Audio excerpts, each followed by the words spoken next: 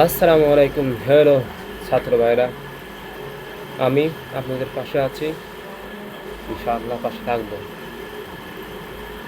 কখনো হার ছাড়বেন না। মাঠে নামছেন বিজয় ঘোষণা হয়ে, বিজয় হয়ে তারপরে বাড়িতে ফিরবেন, বুঝছেন? আর হ্যালো ব্রাহ্মণবাড়িয়াবাসী, এত অল্প সময় হার মেনে নেবেন এটা আমি কখনো ভাবতে পারিনি। ব্রাহ্মণবাড়িয়াবাসীদের কখনো হার মানেনি, ইতিহাসে কোনো হার নাই তাদের।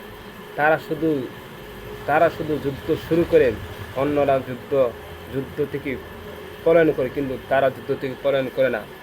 এই ব্রাহ্মণবাড়িয়াবাসী কই আজকে তোমাদেরকে দেখা যাচ্ছে না মাঠে? কি বন্ধ করে দিয়েছ? এত অল্প সময়ে তোমাদের যুদ্ধ শেষ।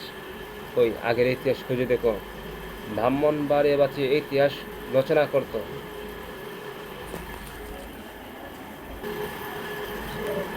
এখনো মাঝে মাঝে দেখো বড় বড় আলেম ওলামারা বলে ব্রাহ্মণবাড়িয়াতে সব কিছু শুরু হয়, আন্দোলন শুরু হয়। আজকে কি ব্রাহ্মণবাড়িয়া আন্দোলন বন্ধ হয়ে গিয়েছে কেন? আজকে কেন বন্ধ হয়েছে? রুখে দাঁড়াতে হবে, দিন রুখে দাঁড়াতে হবে আম্মক আম্মক সরকারের বিরুদ্ধে।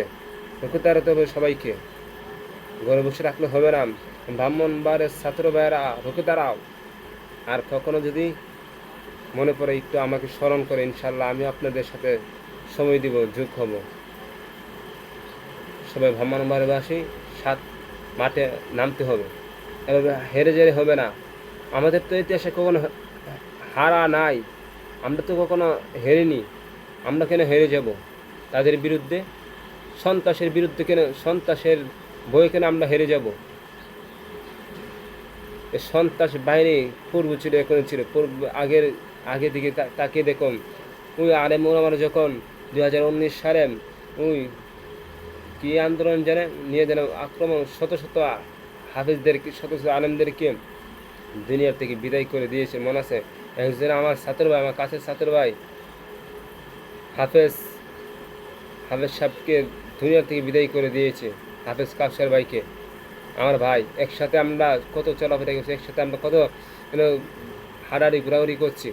আমার ভাইকে দুনিয়ার থেকে শহীদ করে দেওয়া হয়েছে মূর্তি পূজার জন্য, মূর্তি বাস করার নির্মাণ করার জন্য। কখনো আমরা পাও পিছ পাইও না, সবাই আমরা একসাথে মাঠে নামতে হবে। ছাত্র ভাইয়েরা, ইনশাআল্লাহ বিজয় অতি শীঘ্রই।